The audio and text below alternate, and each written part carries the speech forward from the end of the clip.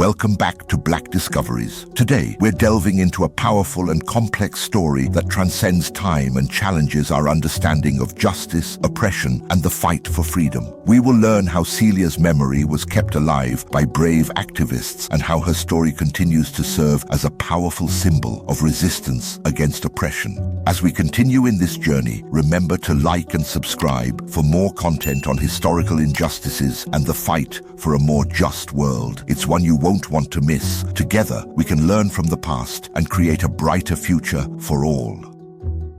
Early life. Celia, 1835 to December 21st, 1855, was an enslaved girl found guilty of the first-degree murder of Robert Newsom, her enslaver, in Callaway County, Missouri, 1855. Celia's memory was revitalized by civil rights activist Margaret Bush Wilson, who commissioned a portrait of Celia from Solomon Thurman to raise awareness of her story. Celia's full name is not definitively known. Historical records only mention her first name, leading to speculation about her full identity. Some historians believe her full name was Celia A. or Celia Elizabeth, based on fragments of information from various sources. Others theorize that she might have had an African name that was lost or replaced during enslavement, as was common practice during that period. The lack of documentation surrounding her full name reflects the historical power imbalance between enslavers and enslaved people. Enslavers often disregarded the full names and identities of their slaves, reducing them to first names or nicknames. This practice further dehumanized and erased their individual histories. Celia was born into slavery around 1835. Celia was purchased by Newsom in Audrain County, Missouri around 1850. She became his cook and the only female slave in his household in neighboring Callaway County. Newsom owned 5 male slaves during the time Celia was purchased by him.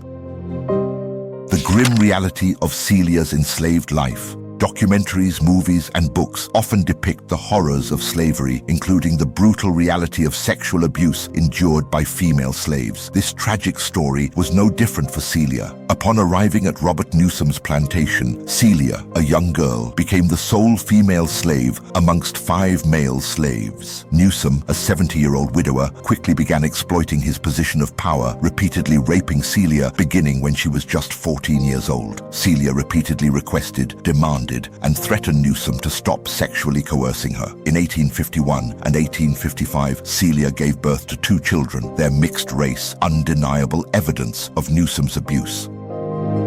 George's demands and Celia's pleas. Celia, seeking solace, entered a relationship with another slave named George. However, George demanded she end her interactions with Newsom, a puzzling request considering his own enslaved status. Celia, desperate to appease him, approached Newsom's daughters, begging them to intervene and stop his abuse. The historical record remains silent on their response, but the rapes continued. Celia then pleaded with Newsom to leave her alone until her 3rd child was born. Yet, his cruelty knew no bounds. Fearful and desperate, Celia warned him that she would harm him if he persisted. He ignored her pleas, sealing his own fate.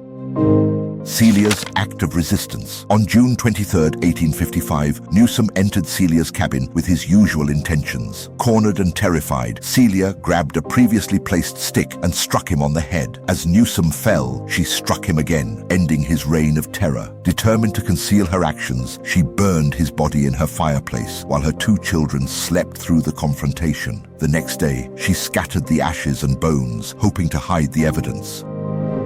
The search for Newsom and Celia's confession. The following day, the search party consisting of the Newsom household and William Powell, a neighboring farmer, questioned first George, initially denying any knowledge. He faced threats and ultimately lied, claiming he saw Newsom heading towards Celia's cabin. Despite finding nothing suspicious in Celia's cabin, the persistent search party pressured her until she confessed. Celia, fearing for her children, confessed to Newsom's grandson, Coffee Wainscott, who unknowingly helped her dispose of the ashes. She revealed the hidden ashes and confessed to the murder. A divided society and the trial. The year 1855 was a time of rising tensions surrounding slavery. The Kansas-Nebraska Act had ignited the debate just a year prior, and the Civil War loomed on the horizon. This backdrop cast a heavy shadow over Celia's trial, dividing the community along pro- and anti-slavery lines. The prosecution's case. The prosecution relied heavily on witness testimonies. Investigator Jefferson Jones detailed Celia's confession and disposal of the body. He also revealed knowledge of Newsom's abuse obtained from another farmer.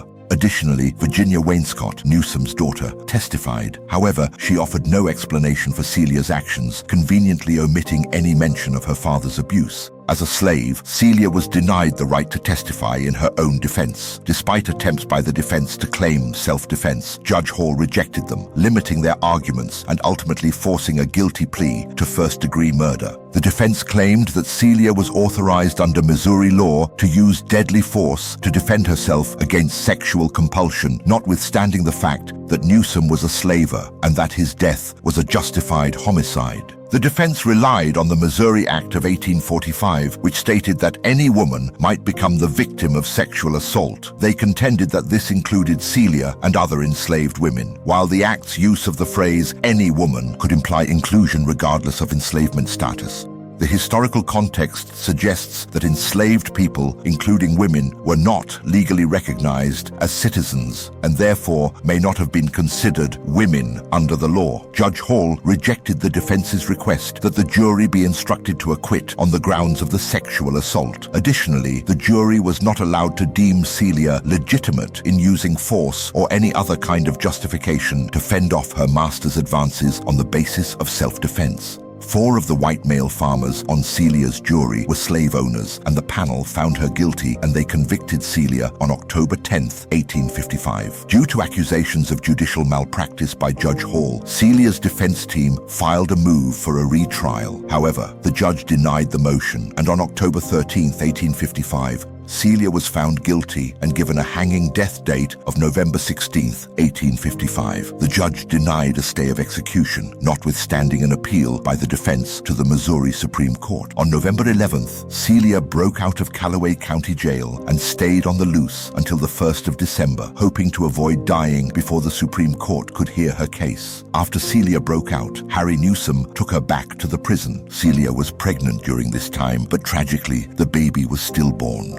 Celia's sentence and unsuccessful appeals. On December 18, 1855, the Callaway Circuit Court denied Celia's request to be spared from death, finding that there was sufficient evidence that she had killed Robert Newsom, and they judged her motives irrelevant. In a lengthy confession, the night before she was put to death, Celia refuted once more that George or anyone else had assisted her. The Fulton Telegraph carried this confession, but it made no mention of Newsom's sexual abuse of Celia's children or Celia herself. Celia was hanged at 2:30 p.m. on December 21, 1855.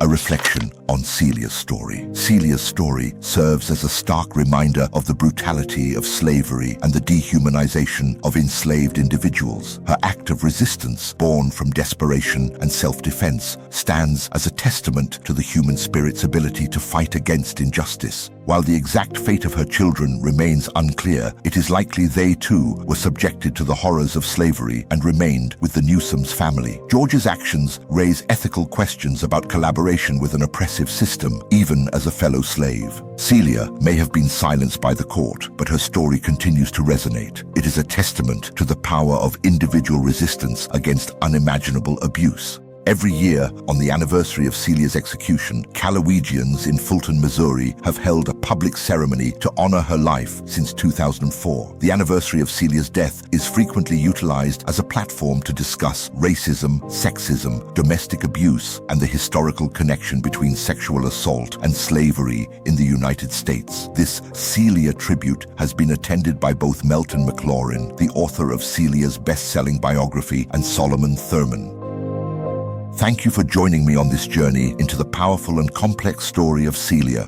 Today, we remembered a woman who bravely took a stand against unimaginable abuse and oppression, even in the face of death. Celia's story serves as a stark reminder of the injustices of the past, but it also offers a beacon of hope and courage. It reminds us of the strength and resilience of the human spirit, and it inspires us to fight for a world free from oppression and violence. I encourage you to share Celia's story with your friends and family so that her memory lives on. By remembering her courage and resilience, we can continue to fight for a world where everyone has the right to live with dignity and respect.